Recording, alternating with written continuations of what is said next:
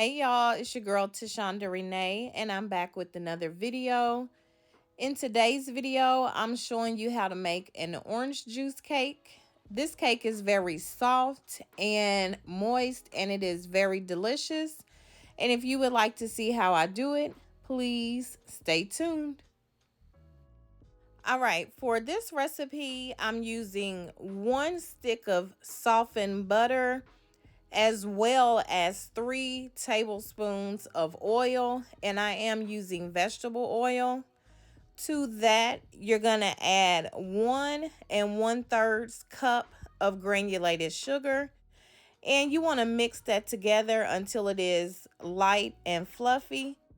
Usually takes about anywhere from 5 to 7 minutes. Using both the butter and the vegetable oil is what gives this cake its soft and moist texture. The butter gives it the flavor, and the oil is what really keeps it moist. Okay, next you want to add 4 large eggs, and I am adding them one at a time. You'll only see me add 2 of the eggs because I'm trying to keep the video as short as possible.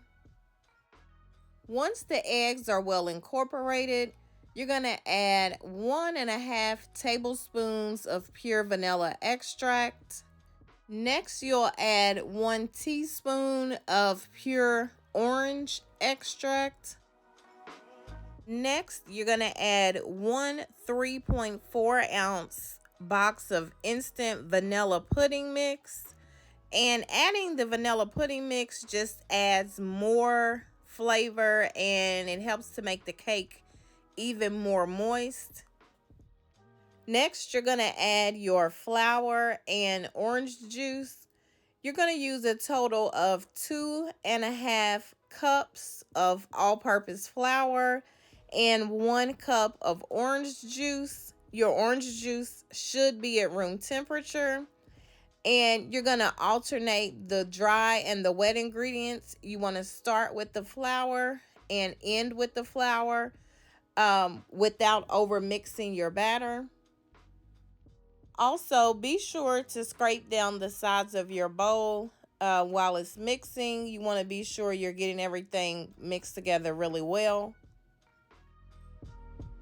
So once your batter is mixed together, this is how it should look. It should be a really silky, smooth looking batter.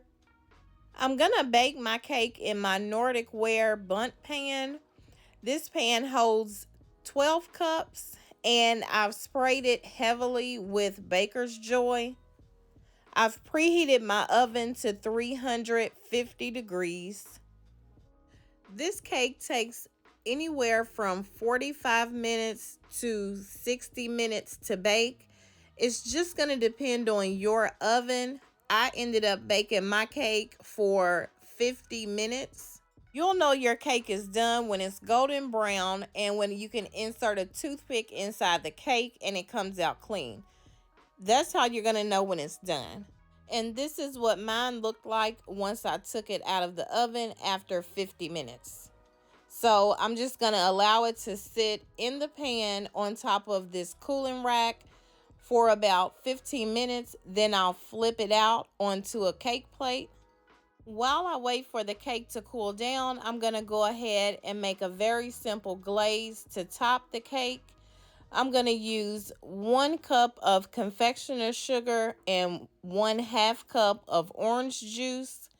I'm also going to use a splash of vanilla and a splash of the orange extract.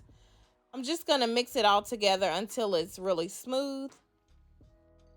For this glaze, you can pretty much freestyle it. You don't have to use either one of the extracts if you prefer not to. You can just do the orange juice and the confectioner's sugar. It's still going to be very good. I just like the added flavor of the vanilla and the orange. So I'm going to go ahead and add the glaze on the cake. And as you can see, this is a very runny glaze. If you want your glaze thicker, you can add less orange juice, but I promise you will love it this way. the glaze just seeps into the cake, and that flavor of the powdered sugar and the orange juice just gets into the cake, and it is so good. You can even poke holes in the cake before you start pouring the glaze to allow it to seep all the way through the cake. It's really good that way too. So this is the cake once I cut it. The texture is really soft and moist, like I said earlier. Um, I think you will enjoy this recipe if you give it a try.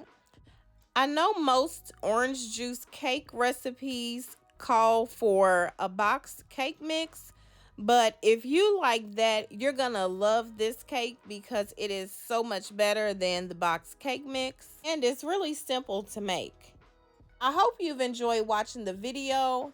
Be sure to check out the description box if you're interested in the exact ingredients and the measurements of everything I used. If you have not already done so, please go ahead and subscribe to my channel. I would love to have you be a part of my YouTube family. Thank you so much for watching and have a great day.